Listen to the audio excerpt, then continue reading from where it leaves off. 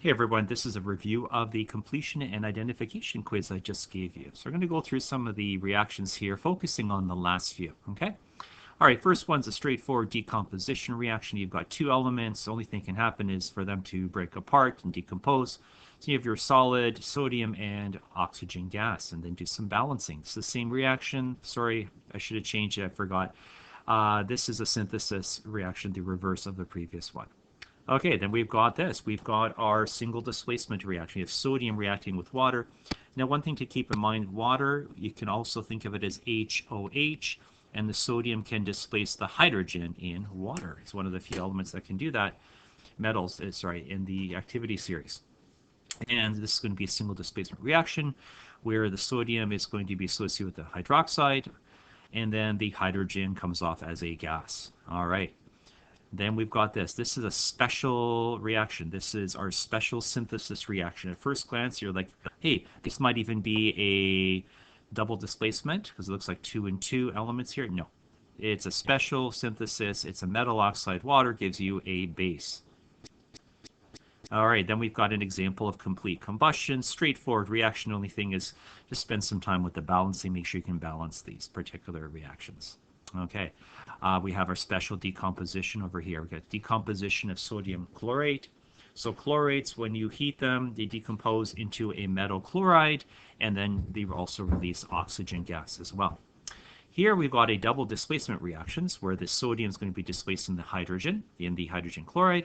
So we're going to end up with NaCl, sodium chloride, and then H2SO3. But it's like, wait a second, alarm bells go off thinking that's one of the special the compounds that spontaneously breaks down into a gas. So the sulfurous acid will break down into sulfur dioxide and water. So the blue is what you should be writing down. Now, as for the type of reaction, this is a double displacement and decomposition. You get 2 marks for this particular question for types of reactions. So make sure you've got this, double displacement followed by decomposition.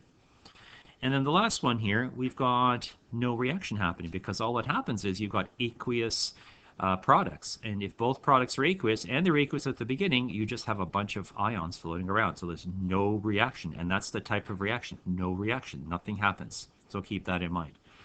All right, for these diagrams below, you're going to be completing the reaction, then drawing some diagrams. Let's look at these. So what we have here, we're going to have our potassium chloride, lead nitrate, and we balance. So you notice that in here I've got 2 potassium ions.